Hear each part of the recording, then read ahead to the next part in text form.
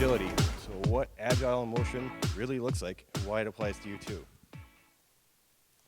So I did Scrum training for Kinetic Data, I don't know, several months ago, and they wanted me to condense that 2.5-hour training session into a 30-minute talk, and then again into a 15-minute talk. So let's burn up some time on me. My name's Matter Rakowski. They call me Matter because we collect Matts and Brians in the office. You'll find that's very confusing, and so do I. So why I'm talking about this is I was a Scrum Master for 6 years, and previously at a hospital, not even doing software development. So they also wanted me to come up with 5 fun facts, which is incredibly difficult when you're boring.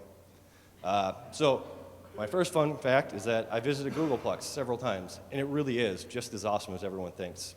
I also built a hockey rink in my yard. There's a picture of me raising my water bill. I went to 3D Animator College, stuck here, and I miss cubicle farms just a tiny bit. What else do I have? Oh, yeah, I was a backup singer for Whitesnake in 1989. Some of these, they may not be true. They may not be true. All right, so what is agility? Contrary to some popular beliefs, it's not a process. You can't create a document, pass it to your employees, and expect it to be followed to guarantee success. It's a way of thinking. It is, and this is important, a culture. So you think, oh no, he's going to babble on and on about Scrum, or Kanban, or some other post-it-driven process. Well, we use Scrum, and you should too. I think it's a great process, and it's also not just for software. So who here knows what Scrum is? All right, that's awesome. All right, in case you don't know, it's a methodology, and there's many, many agile methodologies which include Scrum, such as XP or Extreme Programming, Kanban, and Lean software. So if it's not a process, and it's not a set of rules I can impose upon my employees to guarantee instant success, what good is it? So, I don't know if anyone recognizes these, but we value individuals and interactions over process and tools, working software over comprehensive documentation, customer collaboration over contract negotiation, responding to change over following a plan. So we value the statements in the right. They're important, but we value the statements in the left more. Does anyone recognize this? This is the Agile Manifesto. All right, so that was pretty boring. Check out the Agile Manifesto on your own. It's a transformative document. It's changed software development everywhere. But what's important is motivation, autonomy, mastery, and purpose. If anyone's seen Dan Pink's TED Talk, you'll recognize that. So how do these 4 core help? How does this apply to Kinetic? So we have process everywhere. It's how we plan. It's how we deploy and how we release. But they're not sticks. They don't keep us in line. It provides a guideline for us. See, we have all these tools like Sonar and coverage reports to make sure that we write enough tests, and that's great. Our tools help us, but they don't run us. See, there's a trust that we're competent individuals. That's probably why we were hired. See, at Kinetic, we have ceremonies that are informal. We have daily stand-ups and so on, but they're used to collaborate and communicate. We keep process light so people solve problems the right way. So, working stuff. Manifesto says software everywhere, but it really applies to just about anything. For example, agile techniques were used in the build of London Heathrow Terminal 5.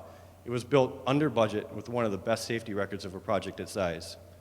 We built the core spec a year and a half ago, and it becomes less and less important as weeks and months go by.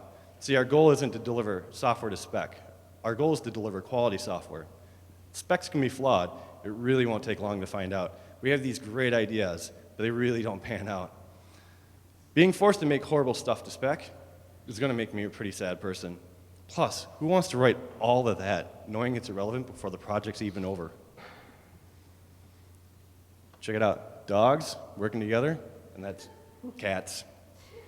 Cats being cats. So, I'd rather look at something horrible and talk to you and say, hey, let's fix this. So I know there's a legal contract. I know there's a statement of work. I know there's all this stuff. But we don't just blindly implement things, because it's really bad if we find something wrong, or worse if you do. So we need to work together. It's not a battle. But you have to also think bigger. So we talk about contracts and customers because we have all of you. But you have contracts. That's the spec that finance gave you. And you have customers. It's the finance department, the comptroller, or the CFO. So that contract is a request for a new form or report. And the problem is there's missing data, or it's just a bad report. So go talk to them, collaborate, be a team. And all this talk really leads to here, right? Who here has ever had a project that went exactly as planned? I mean, does that bottom one look familiar? We plan because it gives us guideline and purpose, but we all acknowledge that it's littered with pitfalls. Don't just acknowledge those pitfalls. Don't just acknowledge that you need the change. Respond to it, provide ways. See, people need ways to express problems. It's a time box. Plan for 2 weeks, not 2 years. This gives everyone a chance every 2 weeks to provide feedback. Provide those feedback loops so they have a way to provide feedback, and then actually do something about it. All right, so that guy's happy. What's the worst employee you could possibly have? It's the unhappy employee who doesn't leave. You see, if I don't love what I'm doing, I'll probably still do it, but I won't feel purpose, and I won't care about its success. And he can't pay me enough. Money's a false motivator. It won't fix being forced to make something really bad. So you need to provide people flexibility. Let them try out new tools and techniques. Let them be self-directed in their daily work, and let them have a voice in planning.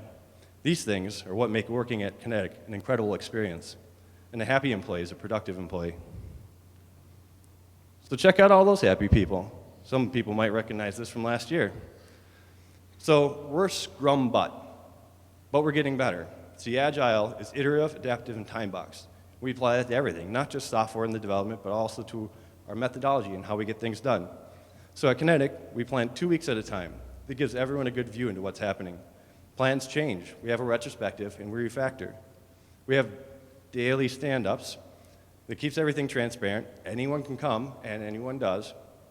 And it provides a lot of opportunities for problem solving. I may spend an entire day working on something that if I had just said at daily stand-up, hey, I'm working on this, Ben would say, I already fixed that. Agile is also psychological. And this is where a big part of the autonomy, mastery, and purpose comes in. We have burn-down charts. So we say, there's this much work, and at the end, I get to see that line go down, and that feels really good. We have planning involvement, so we estimate, and we come up with an idea of how much we can get done in 2 weeks. And that helps prevent burnout. And we have a lot of autonomy. Yes, John and Kelly, they talk to you guys, and they say, this is what you guys want. Well, we decide on how. I mean, again, we're confident. That's why we were hired.